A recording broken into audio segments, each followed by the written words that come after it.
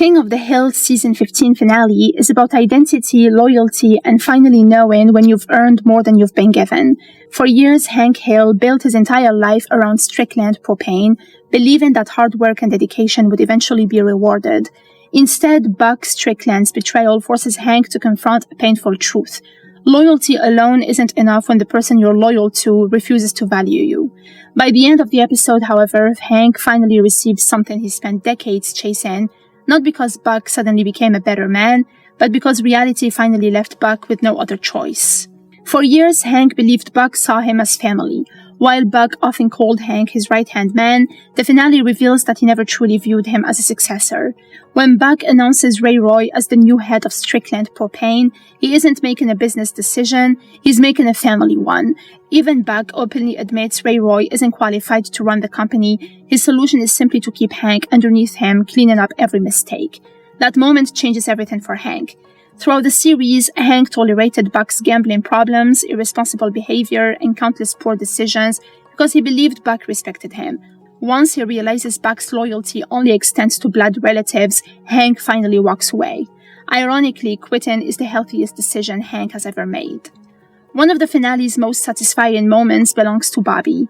For years, father and son struggled because Bobby never shared Hank's interests. Hank wanted Bobby to appreciate propane, tools, football, and traditional masculinity, while Bobby constantly explored comedy, cooking, entertainment, and creativity. The episode finally bridges that gap. Working at Whataburger helps Bobby discover something much deeper than fast food. He realizes he genuinely enjoys serving people and making them happy through food. His line, "I finally found my propane," isn't really about propane at all. It's Bobby telling his father that he finally understands what it feels like to discover a life's purpose. For the first time, Hank sees Bobby isn't directionless, he simply has a different calling. Rather than becoming disappointed, Hank becomes proud. It's one of the strongest father-son moments the series has ever delivered because Hank finally stops measuring Bobby against himself. When Buck asks Hank to save Strickland, it might seem strange that Hank refuses. After all, he loves the company. But returning as Buck's employee would mean accepting the same unequal relationship that existed for decades. Hank doesn't reject propane, he rejects being taken for granted. Buck only understands Hank's value after the company begins collapsing. Ray Roy's incompetence destroys employee morale, customers disappear, and even the building itself falls into disrepair. Seeing the vandalized Strickland sign perfectly symbolizes what's happening to the business. Without Hank's integrity, Strickland loses the values that made it successful. Buck's decision to sell Hank 51% of Strickland Propane is more than a financial transaction. It's the first time Buck truly acknowledges that Hank, not Ray Roy, is the future of the company. Importantly, Buck doesn't simply retire and hand Hank the keys, he gives away majority control. That means Hank is no longer just running the business. He now has the authority to protect it from the very kinds of reckless decisions Buck repeatedly made.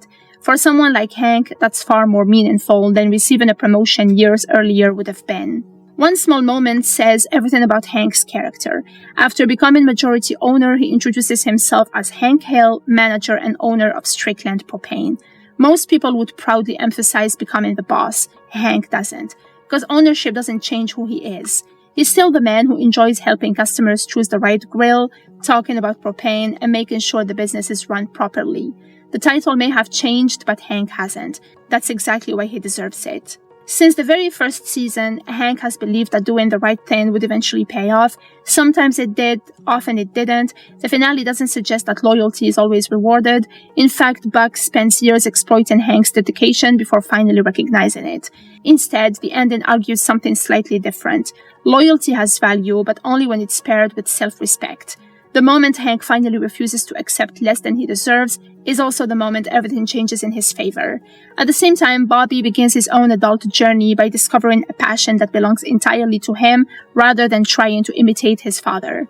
By ending both storylines this way, the finale shows two generations reaching the same destination from different directions. Hank finally becomes the leader he always should have been, while Bobby finally finds the purpose Hank spent years hoping he would discover. It's a fitting conclusion for the season because neither character ends up becoming someone else. Instead, both simply become the best versions of themselves, with Hank finally leading the company he devoted his life to, and Bobby taking his first confident steps toward building a future that is uniquely his own.